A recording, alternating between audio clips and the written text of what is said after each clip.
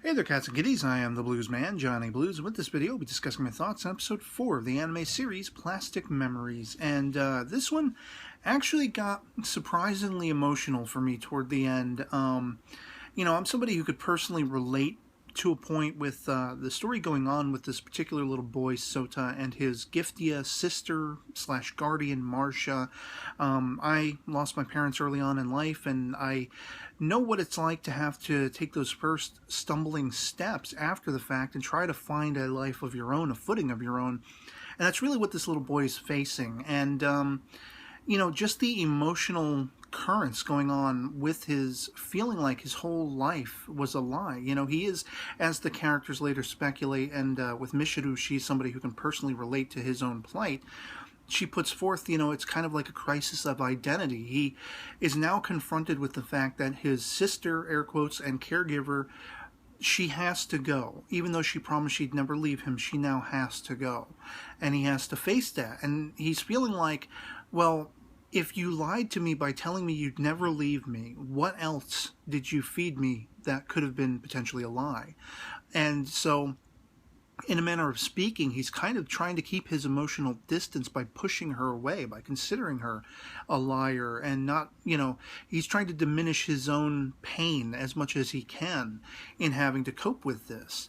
And we see that, Tsukasa and Ida, they want to do everything possible, but it's really, I feel like this episode, the saving grace, was Mishiru's own feeling like she could relate, as well as the feelings she kind of has for Tsukasa, even though she's in denial ever still. And we begin with absolute hilarity. We have Ida in their apartment, and she returns the good morning to Tsukasa, and he's screaming like wonder, at the top of his lungs. He's so excited and happy she's actually speaking to him in a non-working environment and framework. And of course, Mishiru comes over and kicks him out when she realizes that Ida is trying to change her outfit and everything for work and what have you. So you have that hilarity that ushers us into this relatively emotional story.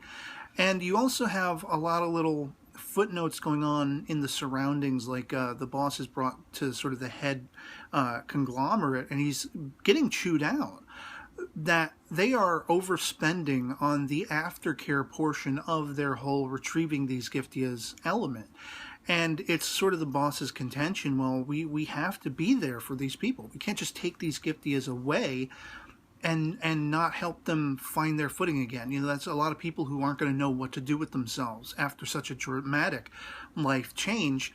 And these people are just cold, hard business. They're like, you're going to rein it in one way or the other, or we're going to find an alternative, if you know what I mean, chopping block. And that kind of irked me. Like, here's this little Giftia retrieval outfit, terminal service, and they really want to put the humanitarian nature behind what they're doing forward, even at great cost. And this is not doing well with, as I say, the head conglomerate. They don't want that. As well as the idea that we have black marketeers. This was like, whoa. They're actually black marketeers who are going in and reclaiming these Giftias, doing who knows what with them, which touches base on that whole mystery abound, as far as what is going on with these Giftias. We know, as far as what we've seen, that certain of these Giftias are, when they're reclaimed, their memories are wiped. And in one instance, I think it was with the old lady and the little daughter Giftia, or granddaughter Giftia, she was told they could repurpose it and give it back to her. Well, that's intriguing, because is that the normal way of handling these Giftias? When they're reclaimed, do they just empty out their innards and rebuild them, refashion them, repurpose them, and then send them back out into the world with the same faces? Do they melt them down entirely and just build anew? It's like there's still elements of that are highly unclear as far as what's going to happen with the Giftias. I don't know if we're ever going to delve into this, especially with Ida. It's something that they could really, pull forth as far as the drama of her time winding down. And speaking of Ida, we have her calling back on when she and Kazuki had been partners. We know they were partners for a time. Well, what happened with that was a question I had, and apparently it was Kazuki who put forth the idea of splitting, of quitting being partners. And it seemed to me that this was something that attributes and contributes to Aida's own, being cut off from the world, trying to be reserved, and she doesn't for her own feelings' sake, but also the feelings of her friends and co-workers. She wants to keep her distance professionally because she doesn't want to cause them pain as much as she doesn't want to cause herself pain, with the idea that she will have to be terminated at some point. And I think in the case of Kazuki, it was probably her who put that into Aida's mind.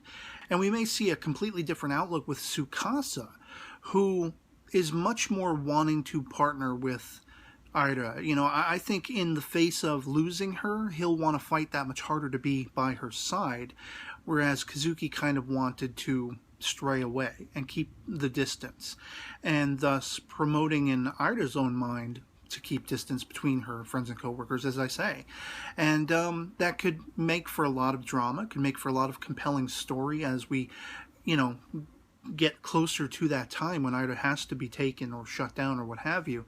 But calling back to this young boy, Sota, and his caregiver sister, Giftia Marcia, I love that Michiru and Zack come calling.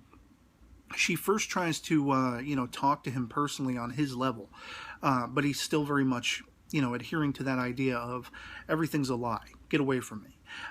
So they go to the apartment, and they help Tsukasa and Aida effectively make a complete big birthday celebration for this young boy, even going so far as when they are looking through, old photo albums and such, they find the recipe for his favorite strawberry tart birthday cake. They recreate it perfectly. Marcia goes to the extent of making all of his favorite dishes for his birthday, and he's even still reluctant when he comes back. But he does finally break down crying. He's trying to deny it, even up until taking bites of the cake, and, he's calling it bad. It's not as good as Mom's was and stuff. But right after he says that, he apologizes, and it's just the torrent of emotion. I was visibly crying, at that point, where he finally makes amends with Marcia and he apologizes, and they both talk about, I'll be here with you forever, and your mom and dad are here with you, and all that kind of stuff. And it was a really emotional moment. And I almost want to punch the face of whoever made this episode when we leave on that sort of affirmation feeling after all of it is said and done.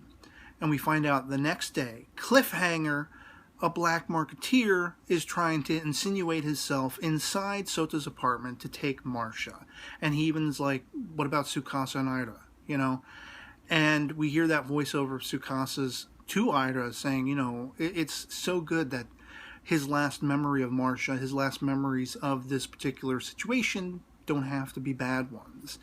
And, oh my goodness, it's like, if that's not basically telling us the next episode is going to be very harrowing and potentially very negative for this character, that just aggravates me to high heaven. I really hope they can manage to, save and preserve some element of this affirmation that was at the end of this episode. I don't want to see this become a tragedy for Sota, for Marcia, for Aida, Tsukasa, everyone involved, Michiru, oh my goodness.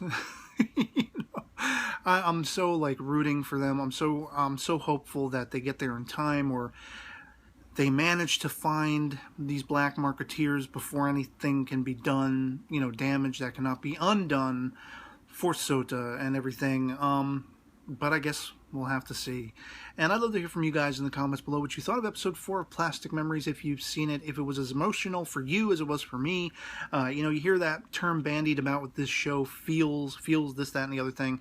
And that's fine. You can refer to something as having feels. But I mean, when you are really emotionally touched, affected, or whatever, I don't consider that feels. I consider that really good storytelling and really emotional, sort of rocking and manipulating, if you will, and not in a negative sense. That's the mark of good storytelling, to draw you in so much and have you feeling emotions for characters, fictional characters and such like that. And this show has that. This is like the second or third time where I was like, wow, this got emotional.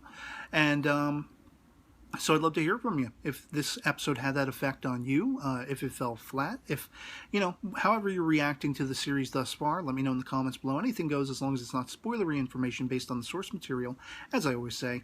And so yeah, otherwise I hope this video finds you well, and I'll catch you all later. Peace.